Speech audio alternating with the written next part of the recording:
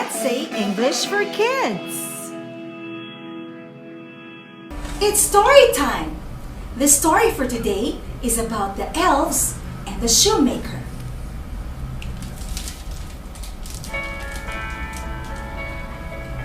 Once upon a time, there was a poor but an honest shoemaker who had worked hard all his life. He made excellent shoes, but he did not have enough leather to make shoes.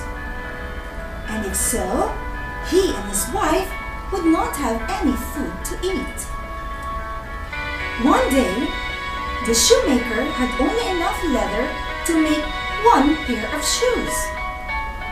He cut out the leather and then left it on the workbench. The shoemaker was very tired, so he thought of making shoes in the morning.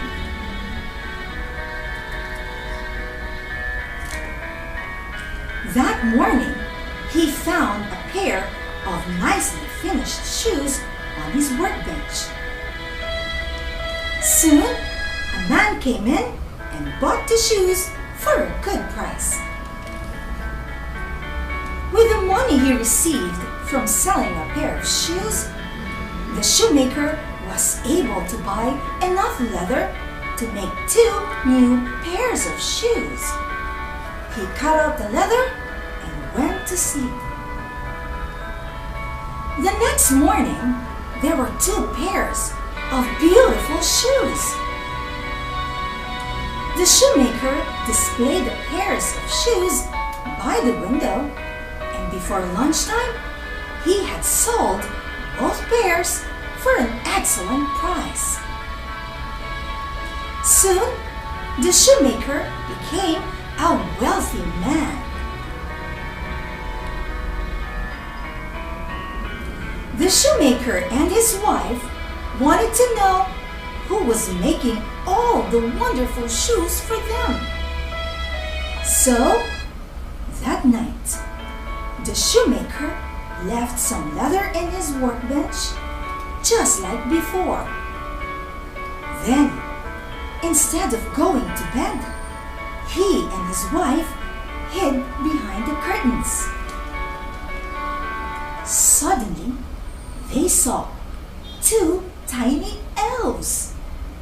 These elves were so cheerful. The shoemaker was greatly surprised. The elves were sitting on the shoemaker's bench. They were sewing and stitching so fast. They didn't stop for a second until the job was done.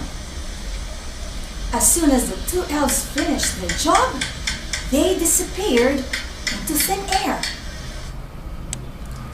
The next day, at breakfast, the wife said, "We should be thankful to the elves.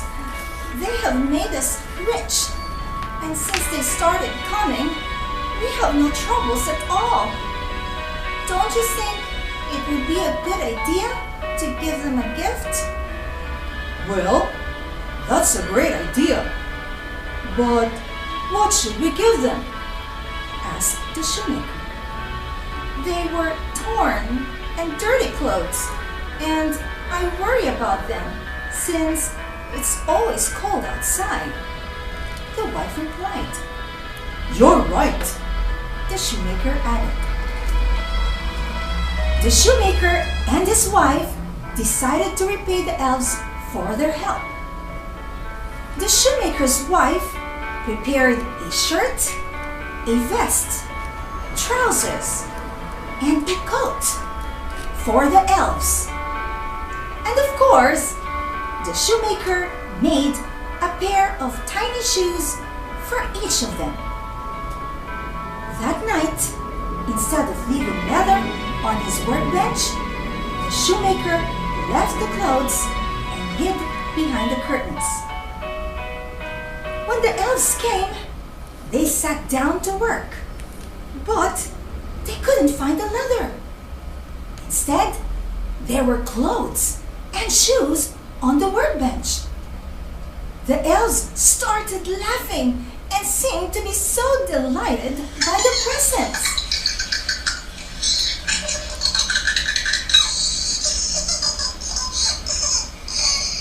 The elves put on their new clothes, and they were so happy with their new clothes. They clapped and jumped excitedly. They started dancing while singing silly songs on the table. And in a snap, they both disappeared. The shoemaker and his wife never saw the elves again. The shoemaker continued to prosper, but he and his wife always remembered the good elves who had helped them during the hard times. The end. This story tells us to be always grateful. We must be grateful for all the help we receive from others.